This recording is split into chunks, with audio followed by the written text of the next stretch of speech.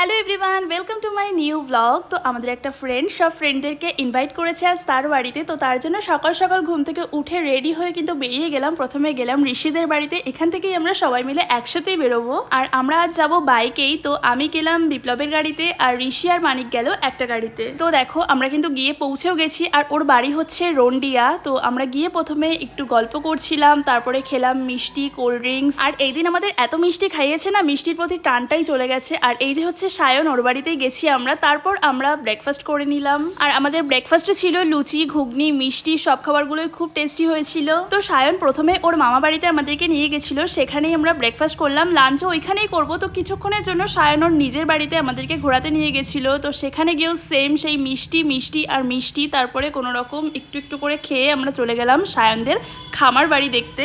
ওদের মেবি মাছ ধরা হয়, তো সেই কারণেই রোদে এই জালগুলো শুকাতে দেওয়া ছিল। আরও আম গাছ, বিভিন্ন রকমের গাছপালা ছিল। জায়গাটা খুবই সুন্দর, হাওয়া দিচ্ছিল খুব সুন্দর, আর রোদও ছিল একটু। এখান থেকে গেছিলাম সায়নেরই আর একটা ঠাম্মা বাড়িতে জগন্নাথ দেবের দর্শন করাতে। আর ঠাকুরটা দেখে না মনটা জুড়িয়ে গেল পুরো। তো সেখান থেকে আবার ফিরে গেলাম সায়নের মামার বাড়িতে। সেখানে বসে কিছুক্ষণ গল্প করলাম, আড্ডা দিলাম, দেন আবার বেরিয়ে গেলাম রোদের মধ্যে ঘুরতে সবাই মিলে। তো এবার আমরা গেলাম রন্ডিয়ার জনপ্রিয় শিব মন্দিরে। তো এই জায়গাটা আমি আগেও এসেছি, এখানে আমার একটা দিদির বাড়ি ছিল। তো এখানে ঘুরতে এসেছিলাম। জায়গাটা খুবই সুন্দর, এতটা ঠান্ডা না, আর এই শিব ঠাকুরটা প্রচণ্ড জাগ্রত।